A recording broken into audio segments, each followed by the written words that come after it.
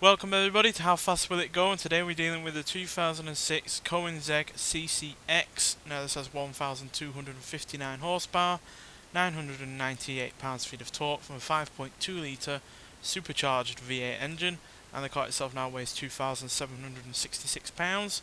Now it has all-wheel drive, and it can do 0 to 60 in 2.180 seconds, and going to 103.816 seconds. So we've had two Koenigsegg's on this series so far before, the CC8S and the Agera, both of which got to 272 miles an hour, which is really rather impressive. I'm hoping this can come somewhere in the same kind of ballpark, either more or slightly less. The only worry I have with this is that it has a fixed rear wing on the rear of the car, so yeah, that obviously is going to limit this top speed somewhat, because as we know, the faster you go with a spoiler, the more downforce that is produced, the heavier the car gets, and therefore the top speed is limited. So yeah, that's my only worry, but outside of that, it's got plenty of power, not much in the way of weight, and yeah, got really good acceleration. So yeah, nonetheless, let's get out there and see what it can do. Not often we have supercharged cars on this series as well, so it'll be interesting to see what supercharging over turbocharging can do.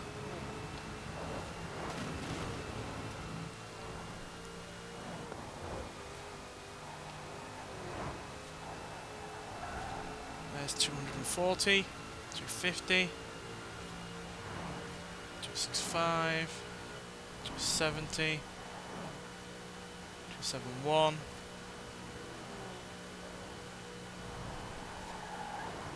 Well, we're a mile an hour behind the two previous Koenigseggs on this series so far.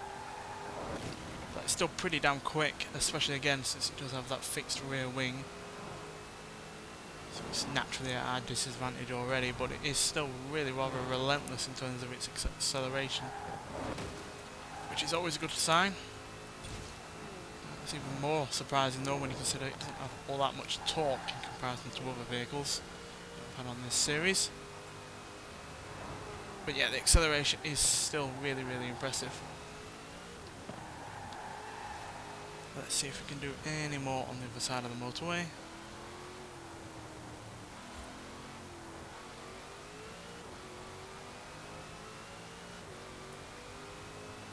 It's a good job we do have all-wheel drive though, being quite wintry in terms of the conditions.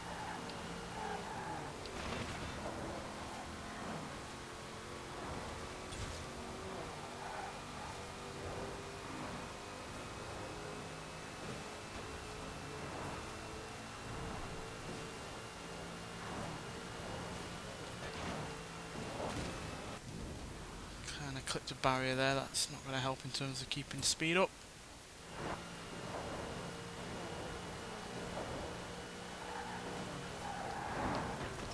Whoa dear, yeah, this corner as per usual catches out the majority of cars because it is an insanely sharp corner.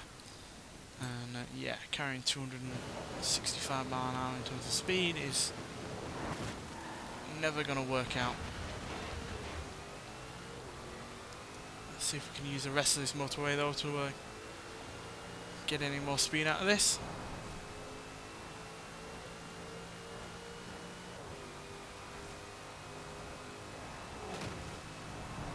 One of the few cars we've had that has been really rather quite good in terms of acceleration.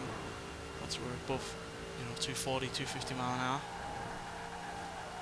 Some cars do run out of steam at around that kind of speed.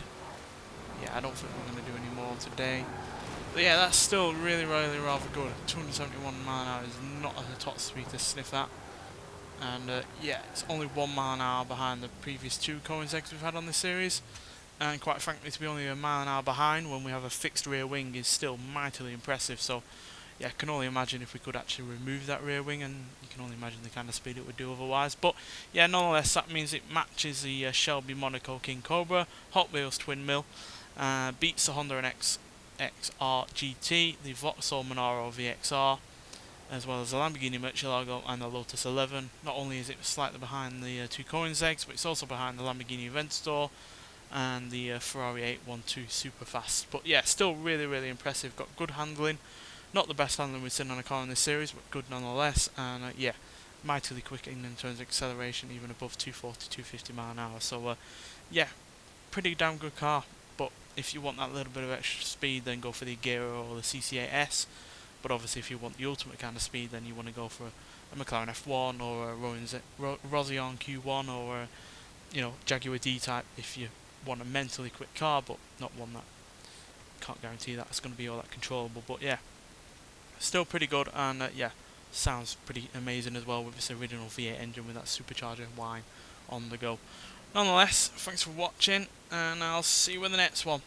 Bye.